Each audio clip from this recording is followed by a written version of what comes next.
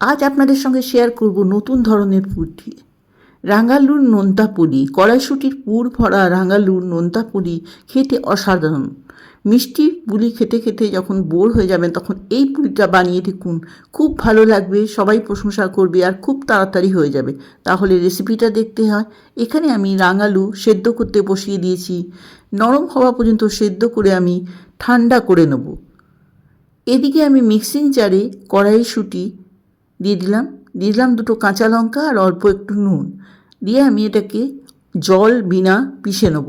এখানে কিন্তু আমি কোনো জল দিইনি, দেখুন এরকম দানা দানা থাকবে। এরপর কড়াইতে দিয়ে দিলাম 1 চামচের মতন ঘি। তারপর পেস্টটা দিয়ে আমি নাড়াচাড়া করব। আমি বন্দনা, আমার চ্যানেলে আপনাদের সবাইকে স্বাগত জানাই। ফ্লেমটাকে লো রেখে এটাকে নাড়াচাড়া করতে হবে। এরপর দিয়ে দেবো আমি এখানে দুটো সন্দেশ আমি নিয়েছিলাম, দুটো সন্দেশকে আমি ভেঙে দিয়ে দিলাম। আপনারা চাইলে খোয়া ক্ষীরও দিতে পারেন। এখানে আমি কিন্তু কোনো চিনি ব্যবহার করব না, যেহেতু ঝাল নোনতা পুরি সেই জন্য একটু ঝাল ঝাল হবে। এরপর দিয়ে দিলাম ভাজা মশলা, যার মধ্যে আছে জিরে, ধনে, মৌরি, শুকনো লঙ্কা, গোলমরিচ। শুকনো খোলায় ভেজে গুঁড়ো করা, সেটা আমি 1 চামচ ভরে দিয়েছি। আপনারা পরিমাণটা দেখে দিয়েবেন, যেরকম পরিমাণটা দেবেন যতখানি থাকবে সেই পরিমাণ হিসেবেই মশলাটা দেবেন, তবে একটু ঝাল ঝাল হবে। এরপর দেখুন কড়াই থেকে উঠে আসছে, আমার পুর কিন্তু রেডি হয়ে গেছে। খুব বেশি টাইট করবে না, কিন্তু যখন যদি বেশি শুকনো করতে যান তাহলে পুরির মধ্যে যখন দেবেন তখন গড়তে অসুবিধে হবে। দেখুন হাতে গোল করছি, হাত থেকে কিন্তু কোনো জায়গায় আমার হাতে লেগে থাকছে না। দেখুন এইভাবে করে নিয়ে গ্যাসটাকে অফ করে আমি এই মিশ্রণটাকেও পুরোপুরি সম্পূর্ণ ঠান্ডা করে নেব।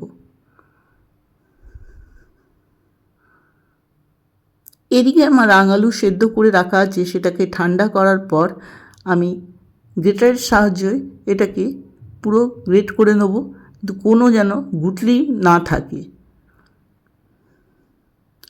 এরপর দিয়ে দেবো এর মধ্যে 2 চামচের মতন চিনি। তারপর দেব এর মধ্যে ময়দা।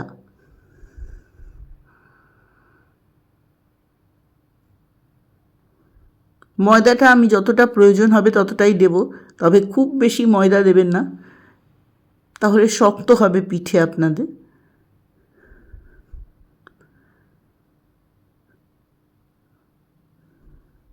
এরপর দেব 1 চামচ ঘি।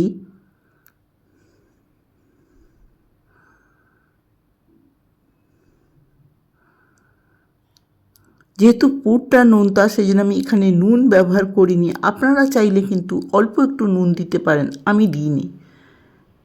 আমার মাখা হয়ে গেছে।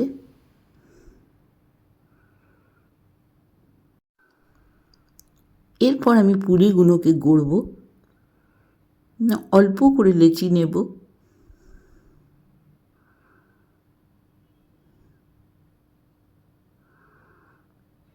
একটু ময়দা মাখিয়ে আমি ভেতরে পুরটা দিয়ে দেবো। তারপর মুখটাকে 60 দিক দিয়ে ভালো করে বন্ধ করে পিঠের আকার দেব।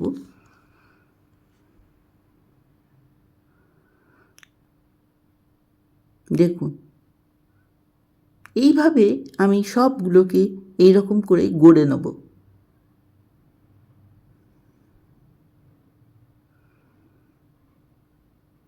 খুব বেশি শুকনো করলে কিন্তু পুরটা গড়তে আপনাদের কষ্ট হবে, বা মাখাটাও খুব শক্ত হলে গড়তে কষ্ট হবে। দেখুন সবগুলো হয়ে গেছে। এরপর ভেজে নেবার পালা। কড়াইতে আমি সাদা তেল গরম করতে বসিয়ে দিয়েছি, আপনারা চাইলে সর্ষের তেলেও এটা ভাজতে পারেন। এরপর এপিট ওপিট করে লাল করে ভেজে তুলে নেব। এটা খেতে দারুণ লাগে, গুড়ের রস দিয়েও আপনারা সার্ভ করতে পারেন বা এমনিও সার্ভ করতে পারেন। দারুণ স্বাদের এই রাঙালুর পিঠে একবার হলেও বানান।